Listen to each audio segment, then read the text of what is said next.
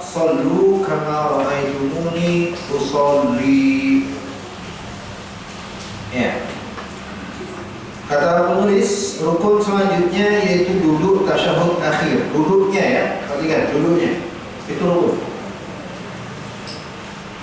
Kata penulis karena hal tersebut dilakukan oleh Nabi SAW dan Nabi mendawamkannya.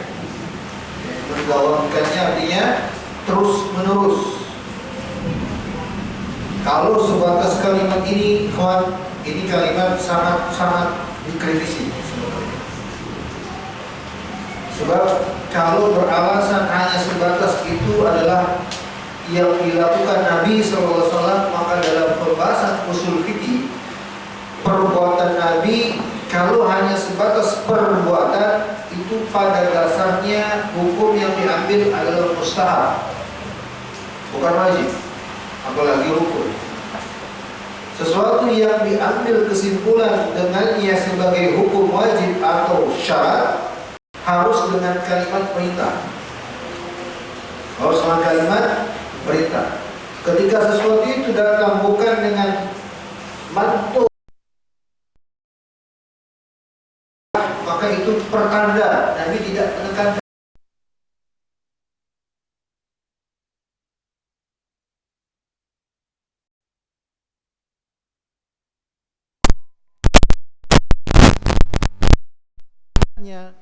Beralasan karena ini adalah senantiasa dilakukan Nabi SAW, ini kalimat belum cukup. Paham hadirin? Kata penulis, dan juga Nabi bersabda, sallu kama ra'aitumuni usolli. Hadis ini dari sahabat siapa hadirin? Minggu yang lalu saya udah tekanin, hafalin. Siapa sahabatnya? Malik bin Huwairis. Siapa yang meriwayatkan? Siapa yang meriwayatkan? Imam Bukhari. Abu Sahal, barakallahu fiik. Imam Bukhari, Malik ibn Huwairis. Ya, ingat ini hadisnya. Saya sudah bilang hadis-hadis pokok dalam salat itu diantaranya ini. Kata menulis, karena Nabi bersabda, salatlah kalian sebagaimana kalian melihat aku salat. Kalimat ini pun dengan menjadikan hadis sebagai dalil untuk rukunnya hal ini juga sangat dikritisi. Sebab ucapan Nabi salatlah kalian sebagaimana kalian melihat aku salat ini masih general, masih bersifat umum, ya. Sementara para ulama telah sepakat bahwa dalam salat itu ada yang sunnahnya, ada yang wajibnya, ada yang rukunnya. Kalau seandainya hanya mengandalkan hadis ini, maka nggak ada lagi hukum sunnah, ya nggak? Nggak ada hukum sunnah, dan tidak akan pernah ada pergantian amalan. Paham ya? Kalau sesuatu itu dianggap sebagai suatu kewajiban, kan tidak boleh diganti dengan yang lain, apalagi ditinggalkan. Tapi ternyata tidak. Realitanya ada beberapa riwayat yang Nabi ajarkan sahabat, dalam beberapa riwayat terdapat perbedaan. Ada yang dengan ini, ada yang dengan itu dalam salatnya. Sehingga ya, ucapan Nabi salatlah kalian sebagaimana kalian melihat aku salat, ini adalah kalimat yang masih bersifat umum. Paham? Tidak bisa diambil dari kalimat tersebut hukum wajib atau rukun dari kalimat itu. Paham hadirin? Oleh karena itulah akan saya tambahkan beberapa hal terkait dengan rukun yang ke-12 sesuai dengan buku di sini ya. 12, kalau kita 13. Yaitu duduk tasyahud akhir. Ada beberapa catatan yang saya tambahkan. Yang pertama tentang pendalilannya. Kita katakan bahwa benar, ya, ini rukun, benar. Itu pendapat yang tepat, bahwa duduk tasyahud akhir itu rukun salat. Yang tidak sah salat tanpanya. Ya. Kalau misalnya ada orang yang salat langsung dia salam, ya, maka langsung otomatis salatnya tidak sah. Apa dalilnya? Dalil-dalil yang lain yang menunjukkan akan rukunnya duduk tasyahud akhir ini di sini saya hadirkan. Di antaranya hadis yang diriwayatkan Imam Nasai, dan hadis ini sama sebagai dalil dalam pembahasan kita sebelumnya tentang rukunnya bacaan tasyahud akhir. Pada pertemuan yang lalu kan kita telah membahas rukunnya bacaan tasyahud akhir. Ya tidak? Ya. Masih ingat hadis siapa? Tentang bacaan tasyahud akhir? Hadis sahabat siapa yang paling masyhurnya?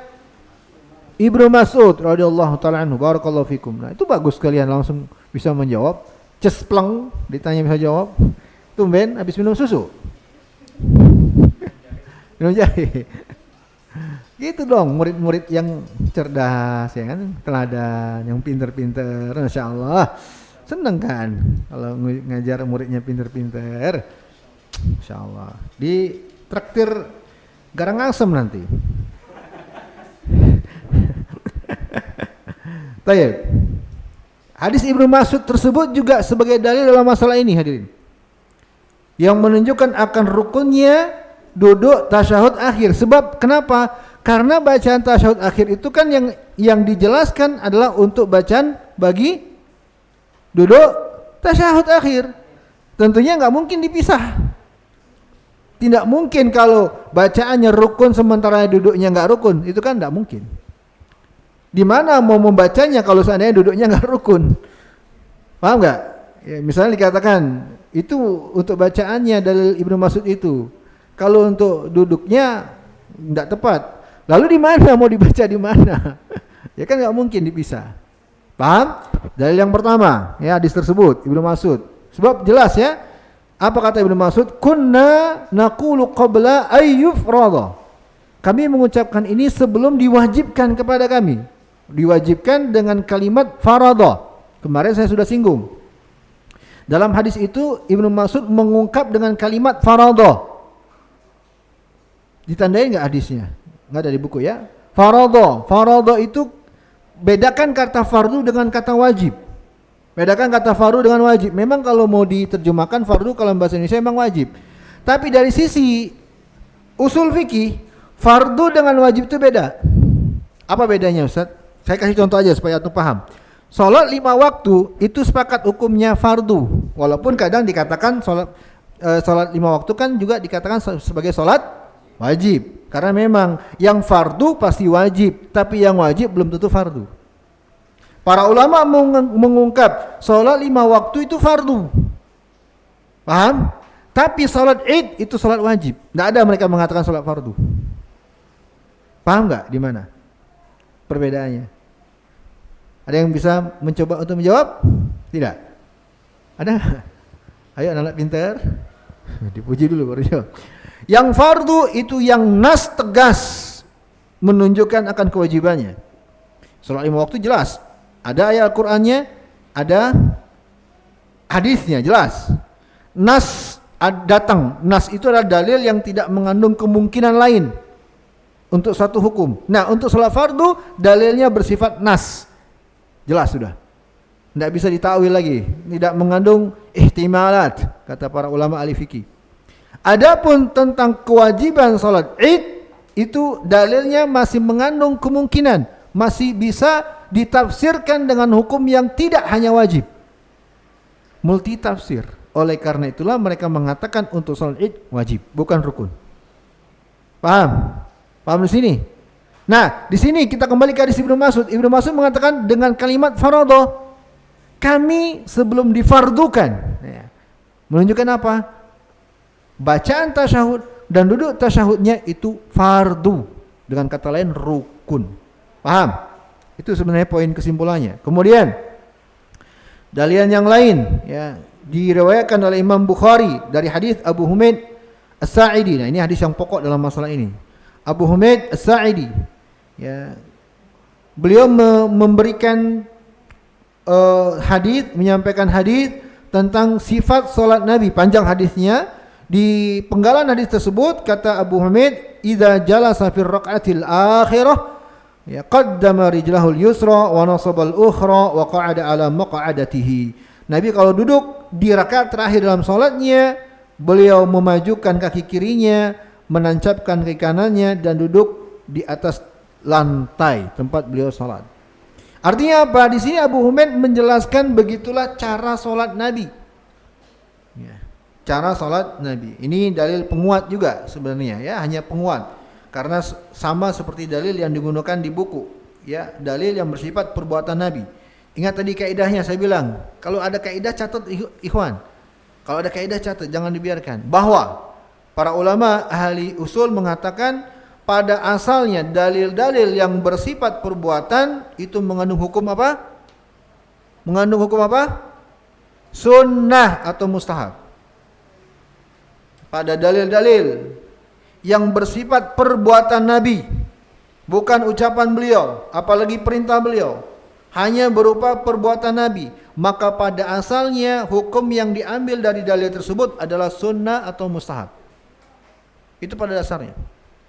Kapan menjadi wajib? Dalilnya harus berupa kalimat perintah. Paham? Ya, secara tidak langsung udah belajar ilmu usul fikih kalian.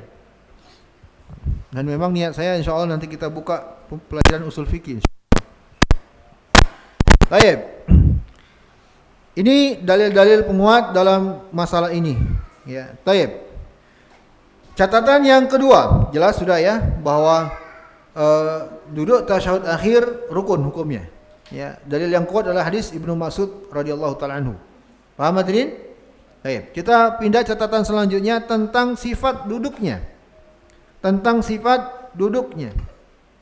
Imam Nawawi rahimahullah mengatakan, ya, hadis Abu Humaid As-Sa'idi, kata Imam Nawawi, hadzal ladzi dzakarahu min sifatil qu'ud huwa tawarruk. Hadis tersebut yang menjelaskan tentang bagaimana sifat duduknya Nabi disebut dengan duduk tawarruk. Disebut dengan duduk tawarruk. Tawarruk, ya, ro-nya double dengan tasydid, tawarruk. Catatannya adalah bahwa duduk tawarruk ada dua sifat. Ada dua cara. Duduk tawarruk ada dua cara. Ya, kalau cara yang pertama insyaallah masyhur. Ya, sesuai dengan dalil-dalilnya ya. Baik. Cara yang pertama ada 4 poin.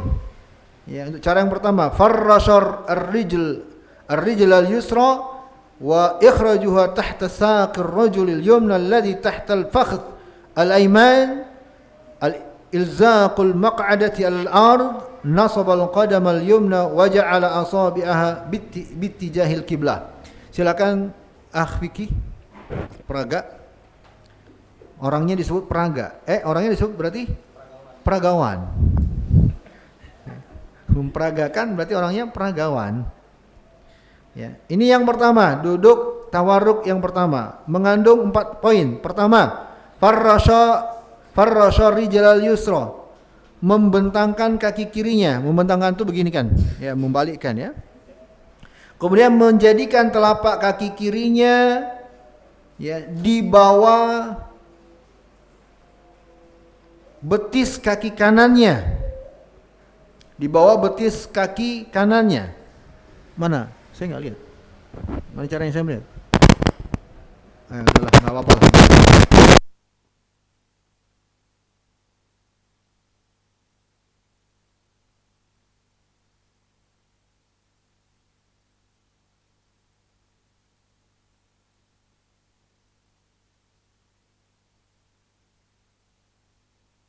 Lalu menjadikannya di bawah betis kaki kanannya. Ini betis setelah paha itu.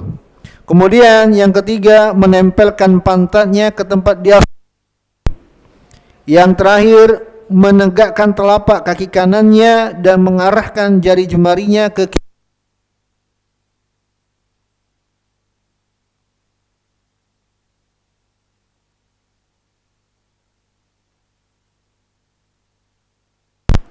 Ya, untuk mengambil bagian amal jariah. Tawarruk. Duduk tawarruk. Bedanya iftirash kemarin di mana, ikhwan? Di mana bedanya iftirash? Duduknya di mana? Di atas kaki. Duduknya di mana? Di bumi, di tempat kita sholat. Itu maksudnya. Dalilnya, tulis dalilnya Lutfi. Hadis Abu Humaid As-Sa'idi riwayat Imam Bukhari. Ini cara yang pertama, hadis Abu Humaid As-Sa'idi riwayat Imam Bukhari. As-sifat tsaniyah, tata cara yang kedua atau cara yang kedua, sifat duduk yang kedua. Perhatikan fikih. Misal sifatil ula illa annahu yaj'ala rijlahu al-yusra baina saqi rijlihi al-yumna wa baina fakhdhiha.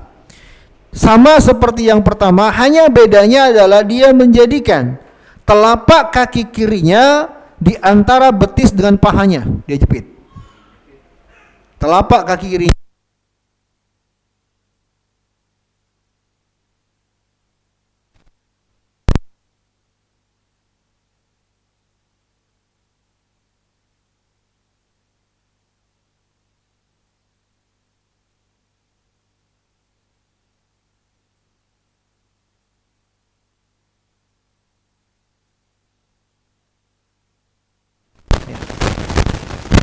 Menjadikan telapak kakinya di antara betis dan paha.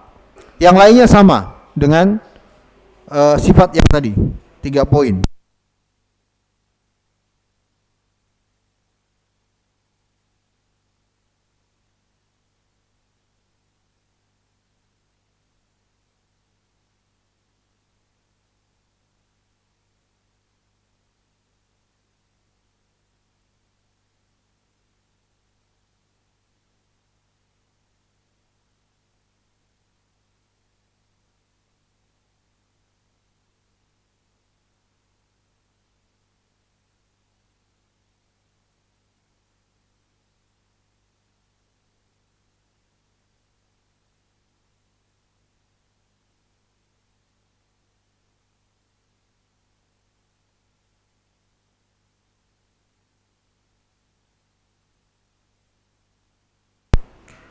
Yaitu tentang kapankah duduk tawarruk tersebut. Kapankah duduk tawarruk tersebut? Kata para ulama, huna mas'alah masyhura la budda min iradiha ma'rufa bima'rifatid dalil fiha. Wa ra'yul ulama ar-rajih min al-marjuh huwa hal at-tawarruk fi at-tashahhud al-akhir fi as-salat ar-ruba'iyyah wal thulathiyah faqad am annahu kadhalik fi tashahhud as-salat ats-tsunaiyah. Masalah yang masyhur, ya, artinya ini adalah permasalahan yang khilafnya mu'tabar, ya, memang terjadi di tengah para ulama ahli fikih,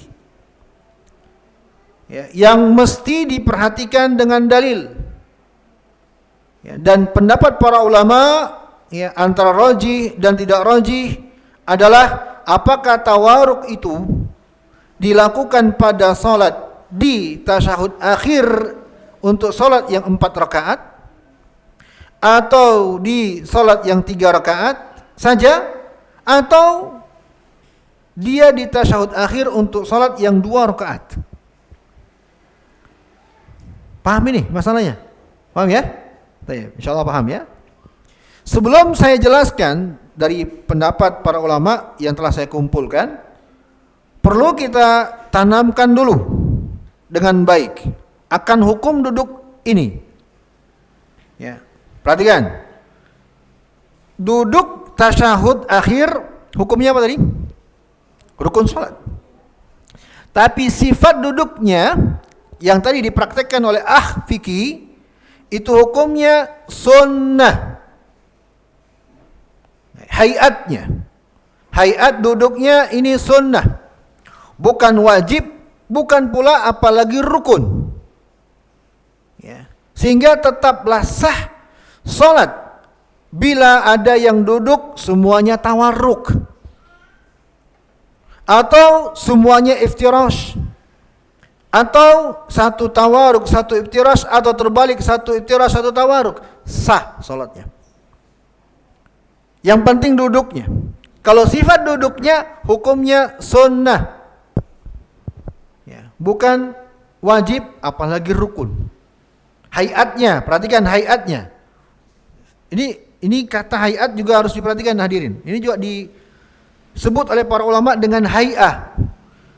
Mengenal kata hay'ah atau memahami kata hay'ah membuat kita enggak bingung ketika sholat. Ada yang membenturkan Ustaz, bukankah Nabi mengatakan ju'ilal imamu liyu'tamma bih? Imam itu dijadikan untuk diikuti. Bingung dia akhirnya. Sementara kayaknya saya menguatkan pendapat begini-begini Ustaz. Gimana kita harus menguatkan imam? Saya jawab bahwa yang harus diikuti oleh makmum dari imamnya adalah gerakan sholat, bukan hay'ah. Paham hadirin? Gerakan sholat bukan hay'ah. Kalau hay'ah itu bentuknya. Misal kalau yang ini kan gerakan sholat, kalau imam bertakbir, takbirlah kalian. Kalau imam rukuk, rukuklah kalian. Kalau imam sujud, sujudlah kalian. Itu namanya gerakan. Adapun bentuk bagaimana mengangkat tangan, bagaimana rukuknya, bagaimana sujudnya, ini masuk disebut dengan hay'ah. Nggak harus diikuti. Antum menguatkan misalnya tangan duluan, imam lutut duluan, silakan, nggak masalah. Antum mengangkat tangan sejajar bahu sementara imam lebih tinggi lagi, nggak masalah. Bukan itu yang harus diikuti. Yang harus diikuti adalah gerakannya, bukan sifat gerakannya. Paham hadirin? Paham ini? Nah, ini yang ingin saya tekankan. Yang kita bahas adalah sifat duduknya. Sifat duduknya.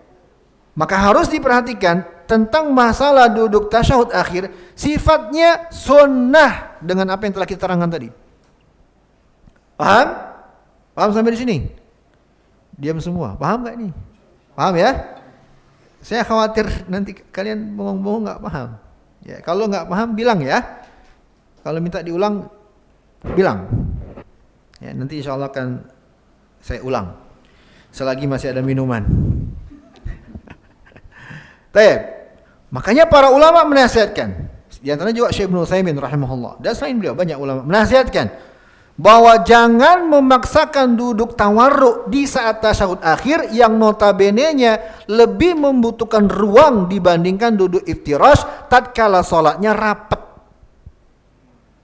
Paham? Jangan kita memaksakan duduk tawarruk yang notabene-nya membutuhkan ruang lebih besar daripada duduk iftirash. Antum begini, sementara rapat, roboh satu, roboh semua. Paham? Ya? Tidak boleh, jangan memaksakan itu. Kenapa? Karena sifat duduknya sunnah, sementara mengganggu orang lain hukumnya haram. Dan wajib hukumnya untuk menghindarkan diri atau menjaga diri tidak mengganggu orang lain. Itu wajib hukumnya. Sekarang saya tanya, antara yang sunnah yang wajib, mana yang mesti didahulukan? Wajib. Wajib bagi kita untuk tidak mengganggu orang lain. Sementara duduknya sunnah. Maka antum kalau pas duduknya di sifat di kala salat yang sopnya rapet, enggak usah tawarruk. Ambil aja iftirash. Ambil aja iftirash. Jangan memaksakan diri. Apalagi yang badannya gede. Nah, Bu Brian misalnya ya, atau badannya gede kayak ikhwan yang biasa datang, mana dia hujan. Ya. Itu bahaya itu. Apalagi yang paling ujung misalnya badannya kecil, dia di sebelahnya. Maka jangan memaksakan diri untuk duduk tawarruk. Ambillah iftirash. Ini nasihat para ulama, di antaranya Syekh Ibnu Utsaimin rahimahullah. Kenapa? Karena hukum duduknya, hayat duduknya sunnah. Tawarruk atau iftirash itu hukumnya sunnah, sifat duduknya. Baik, udah. Ini sebagai landasan untuk kita pahami bersama. Katanya para ulama, la nudayyiq biha 'alal musallin wala nuza'ajihim wa nakunu sababan fi tardil khusyu' anhum. Jangan kita memaksakan duduk tawarruk yang menyebabkan akan terjadi sempitnya bagi orang-orang yang sholat dan akan menimbulkan rasa terganggu dan tidak nyamannya di hati mereka sehingga menjadi sebab hilanglah kekhusyuan. Haram itu. Ya, saya ingat dulu, ini terjadi di suatu tempat. Ada ikhwan baru belajar. Ya, semangat mengamalkan sunnah untuk merapatkan shaf. Kita belum punya masjid, jadi kita sholat di masjidnya masyarakat. Ada ikhwan masih muda, ikhwan ini masih sekolah, tapi dia rajin datang di majelis kita tentang sholat, kewajiban untuk merapatkan shaf. Dia sholat selalu dia, bapak-bapak kan nggak ngerti, dia pinggirkan, dia dekatin lagi, dia pinggir, dia tempel, dia kesel, dia injak itu kaki. Kau berhenti, kesel, saking keselnya itu bapak-bapak, dia injak itu kakinya ikhwan, dia putus sholatnya, berhenti dia. Ya, Kalau itu membuat dia merasa terganggu, dosa itu ikhwan. Dosa. Merapatkan shaf wajib, benar, hukumnya wajib. Tapi mengganggu orang itu haram hukumnya. Kalau mau main kaidah, maka haram lebih didahulukan dari yang wajib. Al-mahdzur muqaddam alal mubih. Itu kaidahnya. Larangan itu mesti diperhatikan lebih dahulu dari yang bersifat anjuran, yang dianjurkan. Ya, maka antum kalau ketemu suatu keadaan, suatu peristiwa bertabrakan antara mana ini ada larangannya, ini ada perintahnya, antum ambil larangannya aja. Itu lebih aman. Paham? Itu kaidah dalam beragama. Baik. Kita kembali. Kapan duduk tawarruk? Ingat ya, ini masalah khilaf yang muktabar dan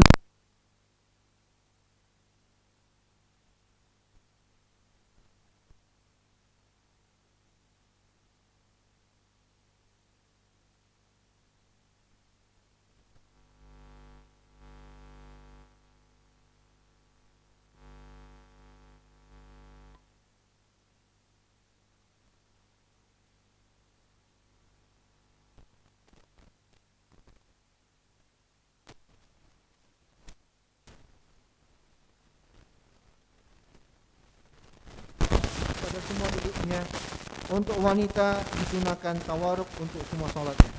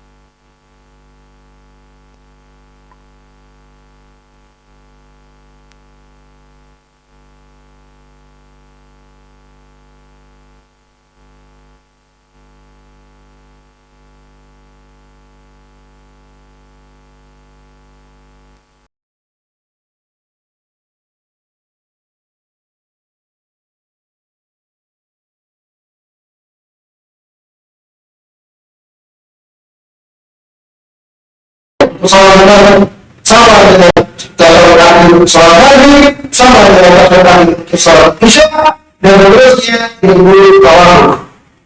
Berdasarkan keumuman pada lain dan kemudian kemudian ucapan Al-Quran Al-Karim sahabat menjalankan sifat orang berdasarkan keumuman. Artinya beliau berkata bahwa Imam Syafi'i bahwa dari hadis yang bersifat umum. Dapat bahwa hatta dilakukan kisah yang dari tasbih hingga ya sampai pada yang ada sajadahnya, yang ada sujudnya dan ada salamnya. Itulah tasyahud. Oleh karena itulah bagi para ulama yang menguatkan pendapat yang keempat, kalangan Hanabilah, mereka mengkritisi pendapat yang ketiga ini karena ya pertama dalilnya masih bersifat umum. Dalil yang digunakan, ketahuilah hadirin bahwa dalam pembahasan ini dalil yang menjadi poros perbedaan pemahaman darinya adalah hadis dari sahabat Abu Humaid As-Sa'idi. Sahabat Abu Humaid As-Sa'idi. Itu ya pokok hadis yang menjadi pokok pembahasan ini, hadis Abu Humaid As-Sa'idi. Dan jawaban tegasnya bahwa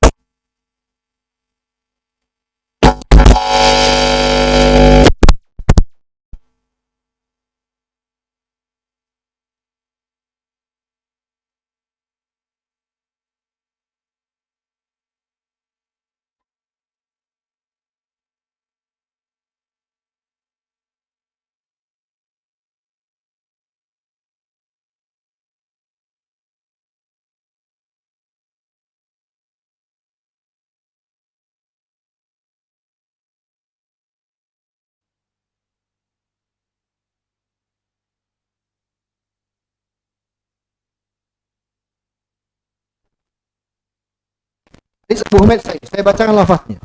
Ini ada di Sahih Bukhari. 828. Hadis riwayat Bukhari nomor 828. Ana kuntu ahfadukum li salati Rasulillah sallallahu alaihi wasallam. Ra'aituhu idza kabbara ja'ala yadayhi hidha'a mankibaihi wa idza raka'a amkana yadayhi min rukbatayhi thumma hasara dhahrahu fa idza rafa'a ra'sahu istawa hatta ya'uda kullu faqarin makanahu fa idza sajada wada'a yadayhi ghayra muftarishin wala qabidihima wastaqbala bi atrafi asabi'i rijlaihi al-qibla fa idza jalasa fi rak'ataini jalasa ala rijlihi al-yusra wa nasaba al-yumna wa idza jalasa fi rak'ati al-akhirati qaddama rijlahu al-yusra wa nasaba al-ukhra wa qa'ada ala maq'adatihi. Kata Abu Humaid As-Sa'idi, ingat hadisnya. Siapa sahabatnya? Abu Humaid As-Sa'idi. Ini hadis yang menjadi perbincangan, terjadinya perbedaan pendapat masalah ini. Siapa sahabatnya tadi? Abu Humaid As-Sa'idi. Dan yang kita baca yang diriwayatkan yang ada dalam riwayat Imam Bukhari. Bukan yang ada di riwayat Imam Abu Daud. Ya. Kata Abu Humaid As-Sa'idi, aku adalah orang yang paling menghafal daripada kalian tentang bagaimana salatnya Rasulullah sallallahu alaihi wasallam. Aku melihat beliau ketika bertakbir, menjadikan kedua tangan beliau sejajar dengan kedua pundaknya. Jika beliau ruku, beliau memantapkan kedua tangannya, mengokohkan, ya, menguatkan pegangannya di lututnya. Lalu beliau meluruskan punggungnya, dan jika beliau mengangkat kepalanya maka tegak hingga kembali setiap tulang kepada tempatnya. Dan jika beliau sujud, maka beliau meletakkan kedua tangannya tanpa menelentangkan, ya, menempelkan kedua tangannya. Dan tidak pula melekatkan pada lambungnya. Dan menghadapkan jari jemarinya ke arah kiblat. Sampai di sana telah kita bahas. Setelahnya ini dia pokok pembahasan kita. Kalimat ketika Abu Humaid As-Sa'idi mengatakan, dan jika beliau duduk pada rakaat kedua, ya, jika beliau duduk pada rakaat kedua, di sini dalam bahasa Arabnya, faida jalasa fir rak'ataini, apabila beliau duduk di rakaat kedua, maka beliau duduk di atas kaki kirinya dan menegakkan kaki kanan. Itulah duduk iftirash. Paham? Lalu Abu Humaid radhiyallahu ta'ala anhu menjelaskan lagi, masih beliau lanjutkan. Ya, wa idza jalasa fir rak'atil akhirati, dan apabila Nabi duduk di rakaat terakhir, ya, maka beliau mengedepankan kaki kirinya, membentangkan kaki kirinya. Itulah duduk tawarruk yang tadi telah kita praktekkan. Dan beliau duduk di atas tempat sholatnya beliau, tempat duduknya. Itulah duduk tawarruk. Sisi pendalilannya adalah ketika Abu Humaid menjelaskan dua keadaan. Ya, di rakaat kedua beliau duduk iftirash. Lalu beliau sambung lagi, di rakaat terakhir beliau duduk tawarruk. Paham? Dari sinilah para ulama di mazhab Hambali menyimpulkan berarti duduk tawarruk ini untuk yang ada dua tasyahudnya. Pada duduk yang kedua. Paham? Untuk sholat yang satu, ya, yang satu tasyahudnya, duduknya duduk iftirash. Kembali ke asal duduk. Paham hadirin? Paham? Maka kata para ulama, ya, hadis Abu Humaid As-Sa'idi dengan lafaz dalam Sahih Bukhari ini adalah fasil. Fasil itu apa? Yang menjadi pemutus, yang merinci, yang mendetailkan masalah ini, yang menjadi pemutus khilaf dalam masalah ini. Ya. Adapun lafaz yang digunakan para ulama, ya, untuk pendapat yang kedua, ya, ini adalah pendapat yang berdasarkan dengan lafaz umum, ya, dari Abu Humaid As-Sa'idi. Wa idza jalasa fi ra'atil akhirah, ya, wa fi lafaz idza jalasa fi ra'atir rabi'ah. Ya, itu lafaz-lafaz yang menguatkan untuk para ulama yang mengatakan bahwa tawarruk itu pada duduk tasyahud yang dua, duduk di pada salat yang dua duduk tasyahudnya. Dengan lafaz ketika Nabi duduk di rakaat terakhir, ada lafaz ketika beliau duduk di rakaat yang keempat. Jelas. Ya. Baik, maka ini, ya, yang kita rajikan, wallahu taala alam bis-shawab, ya. Baik. Adapun jika ada yang mengatakan bahwa duduk tawarruk itu pada duduk di tasyahud yang bergandengan padanya salam, ini masih bersifat umum. Hadis Abu Humaid tadilah rinciannya. Ya. Oleh karena itulah Imam Ahmad dan para ulama yang bersama dengan beliau, ya, mengatakan bahwa duduk tawarruk untuk sholat yang dua tasyahudnya dan tawarruk dilakukan pada yang kedua. Ada faedah lain. Imam Ahmad menjelaskan kenapa tawarruk dijadikan di tasyahud yang kedua untuk sholat yang dua tasyahudnya. Sebab kata beliau, ya, fi tasyahudil awal alladhi yasunnu takhfifuhu, ya, pada tasyahud yang pertama kita duduk iftirash, itu dianjurkan untuk ringan, lebih pendek, ya, daripada tasyahud akhir. Ya, makanya nanti akan masuk pembahasan tentang salawat di saat tasyahud awal, itu hukumnya sunnah bukan wajib. Anjurkan untuk lebih ringan daripada tasyahud akhir. Memang demikian prakteknya, ya. Fa yakunul jalis fihi mutahayyi'an lil qiyam, sehingga ketika orang yang salat duduknya iftirash, itu adalah keadaan yang menggambarkan dia siap untuk berdiri. Sementara duduk tawarruk itu terkesan orang yang sudah akan selesai salatnya. Ya, itu penjelasan hikmah dari Imam Ahmad rahimahullah. Ya. Paham ini hadirin? Baik. Sudah adzan ya? Oke, lagi ya. Satu poin lagi kita selesaikan. Permasalahan selanjutnya. Jadi sekali lagi hadirin, ya, saya tahu, ya, di kalangan kita, ustaz-ustaz kita ada yang menguatkan pendapat Imam Syafi'i, ada yang menguatkan Hambali. Ini perbedaan yang muktabar, yang kuat. Silakan saja kalau antum menguatkan pendapat bagaimana yang antum telah kuatkan dengan argumentasinya, dan yang menguatkan dengan pendapat yang berbeda kita juga tidak masalah. Tidak ada paksaan dalam masalah ini. Ya. Yang harus bagi kita adalah mengamalkan dengan argumentasinya apa, dasarnya apa, penjelasannya bagaimana. Baik. Ya. Baik. Masalah terakhir. Catatan terakhir yang keempat. Bagi masbuk yang nggak ikut sholat dari awal, yang nggak ikut soal berjamaah dari awal. Ketika dia tasyahud, apakah iftirash atau tawarruk? Ini catatan yang terakhir. Saya anggap catatan terakhir untuk pertemuan kali ini. Paham masalahnya? Paham permasalahannya? Apa masalahnya? Bagi masbuk, ya, yang nggak ikut dari awal. Duduk tasyahudnya, iftirash atau tawarruk? Itu permasalahannya. Baik. Jawabannya dirinci. Jawabannya dirinci. Apabila, perhatikan nih kawan, ia telah mendapatkan tasyahud pertama, maka nanti tasyahud yang kedua dia tawarruk. Dan bila dia hanya mendapatkan baru satu tasyahud, maka dia duduknya iftirash. Kata para ulama, la yatawarraku al-masbuku idza fatahu min as-salati rak'atan aw akthar illa ba'da an yatimma salatahu wa min thamma idza jalasa li tasyahhud ats-tsani tawarraka idza kanat as-salatu al-masbuq biha ruba'iyyah aw thulatsiyah. Yang masbuk jangan langsung duduk tawarruk.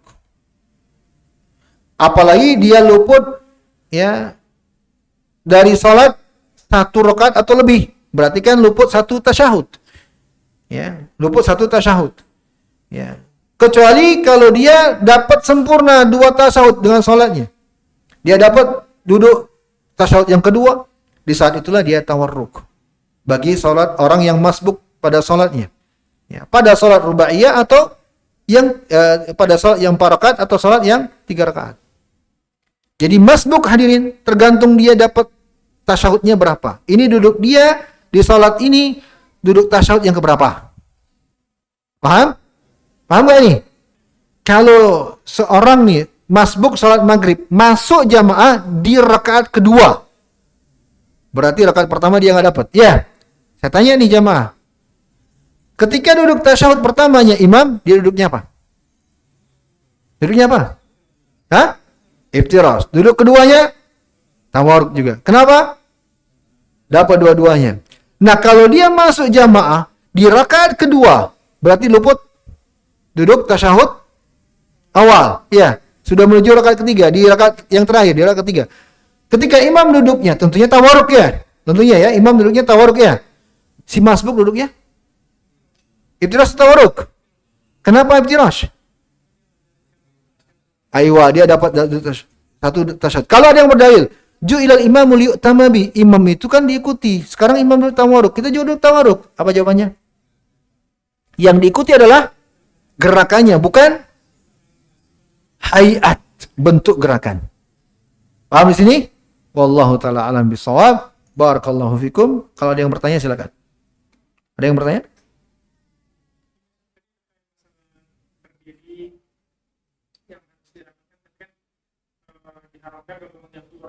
Ya. Kejadian di salah satu masjid yang memang sekarang tuh modelnya semua pakai sajadah. Sajadahnya lebar-lebar. Otomatis saya berdiri di sajadahnya beliau, tapi tidak saya rapatkan karena saya tahu beliau menggunakan tegaknya. Tapi itu pun beliau tidak merasa terganggu. Setelah saya sholat langsung diangkat sajadah ditarik dan keadaan saya masih duduk. Masya Allah. Yang seperti itu, apakah itu termasuk yang terganggu? Atau bagaimana Ustaz? Karena kalau saya berdirinya di luar sajadah sangat jauh dari beliau berdiri. Bila antum telah menyampaikan ilmu, dia masih seperti itu, maka terganggunya tidak teranggap. Itu masalahnya. Maka upayakan untuk menyampaikan. Sampaikan aja dengan cara bagaimanapun, apakah dengan cara baik-baik, dengan cara bercanda, dengan cara segala macam. Pokoknya sampaikan dulu ilmu itu ke beliau. Kalau ilmu ini telah sampai ke beliau dengan apapun ya caranya, apakah dengan singgungan, dengan candaan, apa pokoknya telah terdengar oleh dia bahwa kita kalau sholat berjamaah itu Nabi mewajibkan rapat shaf loh. Sampainya ilmu ini, setelah itu dia masih nggak mau, terganggunya nggak usah dipedulikan. Antum nggak berdosa. Tapi selagi belum sampai ilmu ini, maka jangan memaksakan beliau. Antum, kita yang ngalah. Kita yang ngalah. Kalau bisa besok-besok jangan di sebelah beliau, cari yang lain yang lebih kondusif untuk bisa merapatkan sholat. Mereka tidak begitu memahaminya. Orang awam itu kalau sholat berjamaah, imam begitu, tapi pada prakteknya enggak. Ucapan imam itu tidak dianggap oleh mereka. Karena mereka nggak paham maksud apa dari ucapan imam itu. Imam kan kadang hanya mengucapkan aja, sawu sufakum, tasawu gitu, sawu sufakum, terus tasawu, terus kemudian fa inna taswiyata tasab min tamamis shalah. Sebenarnya kalau menerjemahkan hadis itu maknanya bukan rapat, tapi luruskan. Luruskan saf-saf kalian, luruskan saf-saf kalian. Ya. Rapat ada hadis, ada riwayat yang lain, ya. Makanya mereka nggak menganggap itu. Apalagi sekarang kebanyakan imam bukan itu yang mereka ucapkan. Salatul jamiah, la ilaha illallah. Sudah makin jadi nggak akan rapat itu. Ya, jadi coba kitanya gitu loh. Kitanya jangan mengandalkan imam, tapi kitanya cari kesempatan. Ya, basa-basi, nggak apa-apa untuk kebaikan. Salam dulu, ya, tanya kabar, masuklah ilmu, sampaikan. Pak, Nabi mewajibkan loh Pak, kita kalau sholat berjamaah itu merapatkan shaf. Ya. Aduh. Ya qadarallah ma syafa'a. Ya. Baik, ya. Mudah-mudahan Allah berikan hidayah untuk kita semua ya. Baik. Ada lagi yang lain? Ya. Anda enggak menyuruh antum nih, afwan ini ya. Tadi Anda enggak menyuruh antum, jangan sampai sakit hati nih, marah-marah nih tentang bahasa besar badannya tadi. Gimana Bro Yan?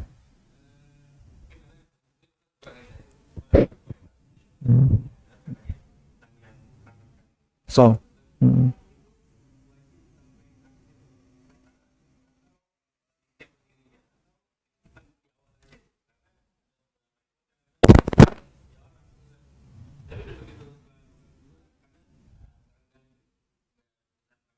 Baik, jawabannya hadis. Nabi SAW pernah bersabda dalam riwayat Imam Bukhari, "Tasawwu sufakum wala takhtalifu." Wala takhtalifu.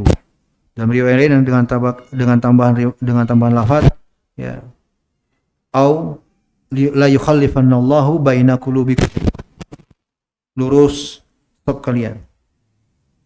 Jangan berselisih. Jangan beda-beda, ya, lurus rapatkan. Sebab kalau tidak Allah akan membuat hati kalian akan terpecah belah. Sekarang para ulama mengatakan ini ancaman yang menunjukkan wajibnya hal ini. Ancaman ini apakah hanya sesaat atau seterusnya? Tentu jawabannya untuk seterusnya. Makanya hukumnya wajib. Kalau hukumnya wajib, maka dia bergandengan terus dari awal sampai akhir. Kalau ada yang mengatakan hanya sama ya, nanti kita akan masuk dalam pembahasan sutra. Sutra itu juga di sini letak pembahasannya. Ada yang mengatakan itu syariat hanya pada awal sholat saja, ya, tidak terus sampai selesai sholat. Sama yang ditanyakan Abu Rayyan juga terkait dengan mindset yang seperti ini. Kalau ada yang berpikiran bahwa rapatnya shaf itu hanya di awal sholat, itu pemikiran atau mindset yang salah. Yang benar adalah itu syariat yang melekat sholat dari awal sampai akhir. Sebab syariat itu terkait dengan sholat berjamaah. Shaf dalam sholat berjamaah. Kecuali kalau antum sudah memisahkan diri tidak lagi dalam shaf. Kalau antum masih dalam shaf, maka sampai berdiri terakhirnya di sholat itu tetap rapat sholat. Rapat shaf. Ya, kakinya rapat dengan sebelah. Ya, sampai Umar itu kalau beliau menjadi imam, oh luar biasa. Beliau memerintahkan ada sahabat lain yang merhatikan shaf-shaf yang di belakang. Baru mulai sholat. Saking betul-betul menjaga rapat dan rapinya shaf. Ya. Imam Ibnu Daqiqil Id, saya ingat, beliau pernah mengatakan akan betul-betul ditekankannya syariat ini. Rapatnya shaf dalam sholat. Ya. Maka tidak benar kalau dia mengatakan bahwa syariat ini hanya di awal sholat. Ya, setelah, nah itu juga kalau mau kita tanya di awal sholat itu batasannya apa? Ayo, batasannya apa? Kalau dia mengatakan bahwa rapatnya shaf itu hanya berlaku di awal sholat. Pertanyaannya, di awal sholat itu batasannya apa? Ayo jawab antum. Kalau antum yang mau berpendapat seperti itu, paham nggak pertanyaannya? Paham ya? Sekarang kalau ada ikhwan mengatakan itu rapatnya shaf hanya berlaku di awal sholat. Baik, pertanyaannya, awal sholat batasannya dari mana ke mana awal sholat itu? Rakaat pertama, takbir doang, mana gitu loh dalilnya, paham nggak? Ya, itu kan juga akan kebingungan. Menentukan awal sholat itu mana, ukurannya apa gitu loh. Yang benar bahwa rapatnya sholat itu dari awal sampai akhir. Begitu Bro Yan. Wallahu ta'ala alam bisawab. Ya. Apa namanya?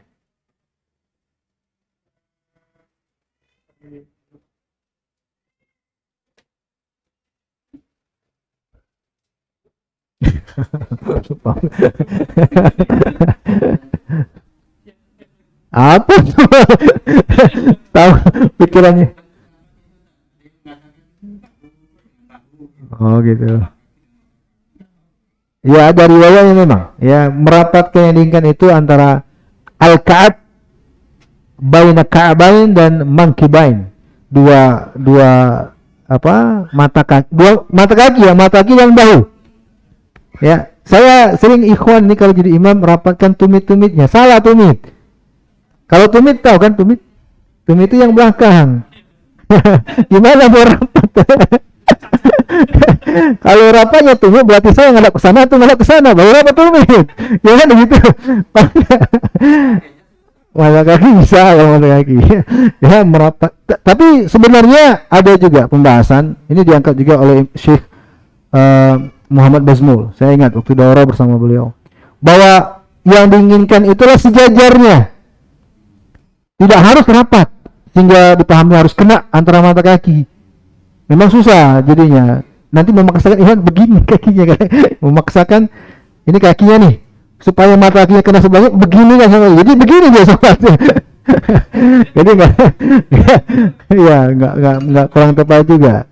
Yang paling pentingnya adalah sejajarnya. Hadwal. Ya, makanya kalimatnya hadwal mankibain. Sejajarkan pundak dengan pundak, mata kaki dengan mata kaki, sejajar, tidak harus rapat. Makanya para ulama juga mengatakan bahwa fungsinya agar lurus itu shaf, sejajar, bukan merapat. Kalau merapat itu akan terjadi perbedaan itu shaf, sebab ukuran kaki orang beda-beda. Ya, maka sejajarkan aja mata kaki. Nanti kalau rapat, ya saya juga pernah digituin sama Ikhwan. Aduh ini Ikhwan memaksakan banget. Ditekankan lagi. Masya Allah. Ya gitu. Allah alam. Baring. Apa? Kondisi yang tadi merapatkan sok. Bila beliau dalam keadaan masuk. Apakah ini tetap masih merapatkan sok atau mereka? Karena pada akhirnya kan bacaan soal mereka pasti beda-beda, ada yang ruku duluan, ada yang sujud duluan. Apakah tetap harus dirapatkan sofnya atau? Maksudnya ini tinggal berdua. Iya kan? Enggak lagi. Makanya tadi saya pertegas pertanyaan antum, apakah mereka yang tersisa ini berjamaah kembali atau tidak? Kalau mereka berjamaah kembali juga sebenarnya ada para ulama yang bolehkan loh sebenarnya. Ya. Ada. Seandainya mereka tidak berjamaah lagi, udah putus hukum jamaah, bukan berjamaah lagi. Ya, aku, kamu. Ya, nafsi sudah beda-beda, silakan. Ya, sholatnya masing-masing, nggak lagi jamaah. Rapatnya sholat itu hanya terkait dengan sholat berjamaah.